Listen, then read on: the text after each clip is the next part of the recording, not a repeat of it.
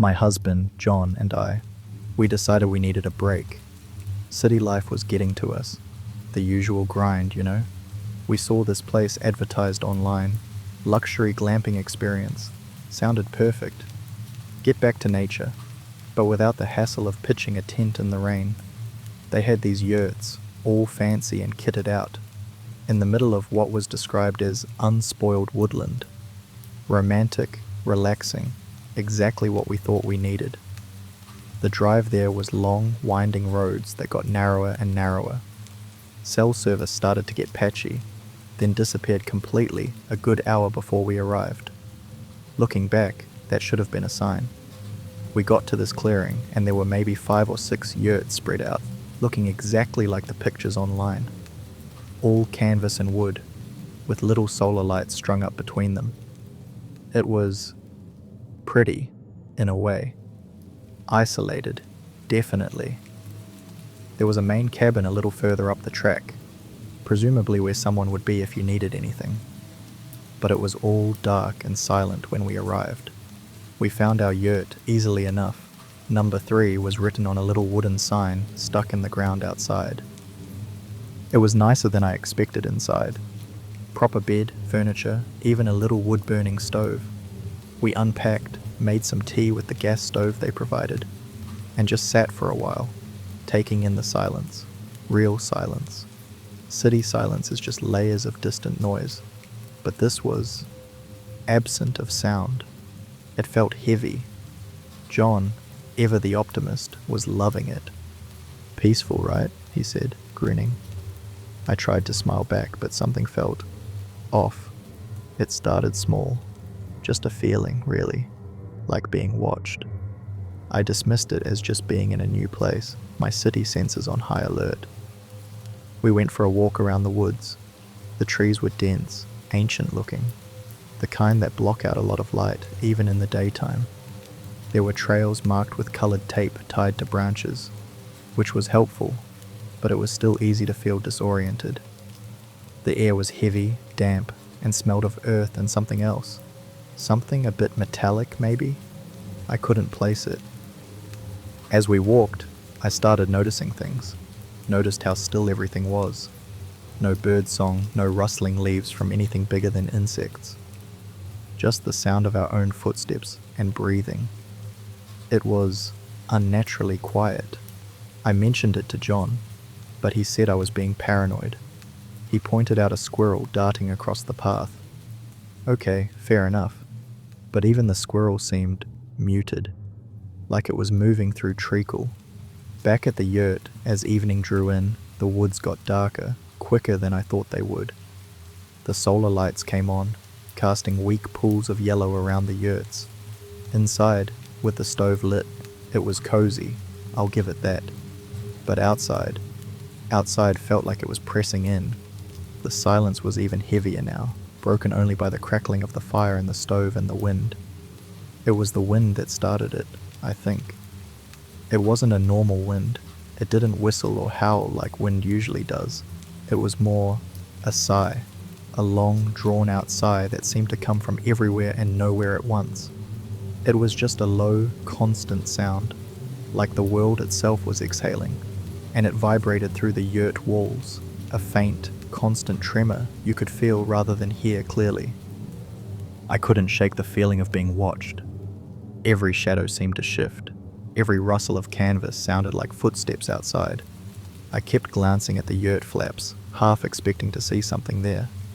John, oblivious as ever, was reading a book, completely relaxed. I tried to join him, but the words swam on the page. The sighing wind got louder, or maybe I was just tuning into it more. It started to feel sad, like something was deeply, deeply sad. Then came the scratching. It started slowly, a faint, intermittent scratching sound from outside, on the canvas of the yurt, like a twig being dragged across it. I held my breath, listening. Stopped. "Did you hear that?" I asked John. He looked up, frowning slightly. "Hear what?" "Scratching," I said. "Outside."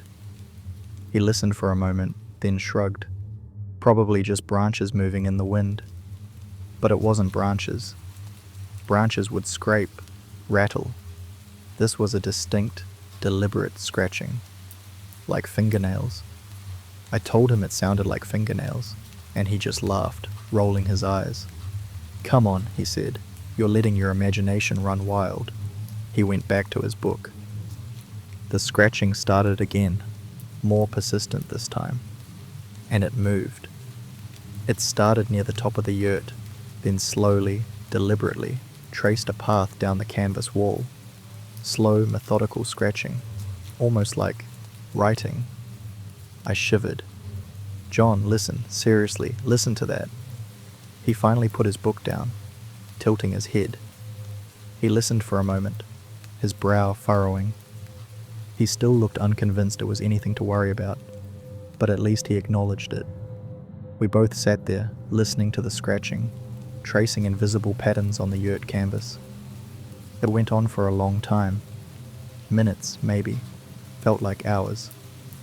Then, just as abruptly as it started, it stopped. The silence returned, heavier than before. The sighing wind still vibrated through the fabric, but the scratching was gone. John sighed in relief. "See? Probably just an animal," he said, trying to sound reassuring, though I could tell he was a bit on edge now too.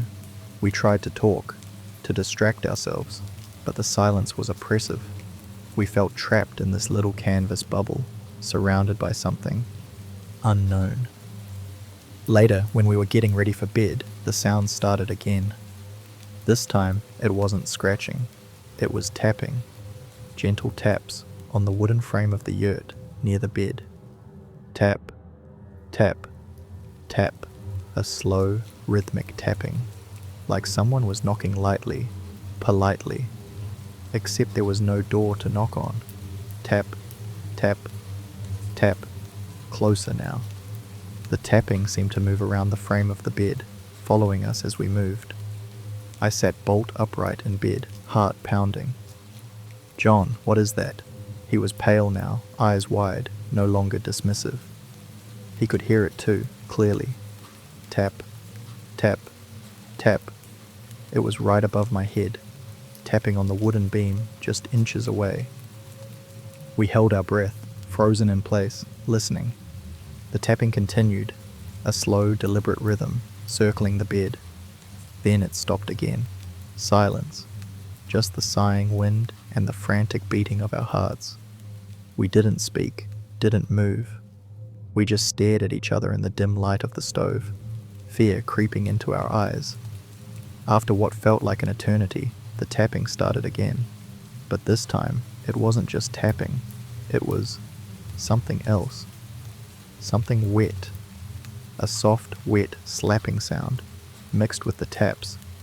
Tap, slap, tap, slap, like something was hitting the wood with a damp, fleshy thing. It moved faster now, circling the bed more quickly. Tap, slap, tap, slap, tap, slap. The sound was making my skin crawl. It sounded organic, like flesh. I pulled the duvet up to my chin, trying to disappear into it. John was staring at the ceiling of the yurt, his face white as a sheet.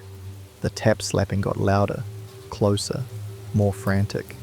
It was right above us now, directly above the bed. And then, the sighing wind changed. It wasn't just a sigh anymore. It was a whisper, a low, guttural whisper that seemed to come from the wind itself, from the very air around us. It was indistinct, just sounds, not words, but it felt malicious, threatening, like something was trying to communicate, but its language was only fear. The tap slapping reached a crescendo. It was all around us now, a frenzy of wet, fleshy sounds hitting the yurt walls and frame. The whispering wind grew louder, more intense, swirling around the yurt like a living thing. We huddled together in the bed, clutching each other, paralyzed by terror. I closed my eyes, squeezed them shut, wishing, praying for it to stop. And then, just as suddenly as it started, it all ceased. Silence. Again. but a different kind of silence this time. A silence that felt empty, like something had been there, something malevolent and present, and now it was gone. But the feeling lingered, the feeling of being watched, of being marked. We didn't sleep. We lay there in the darkness, listening to the silence, waiting for dawn.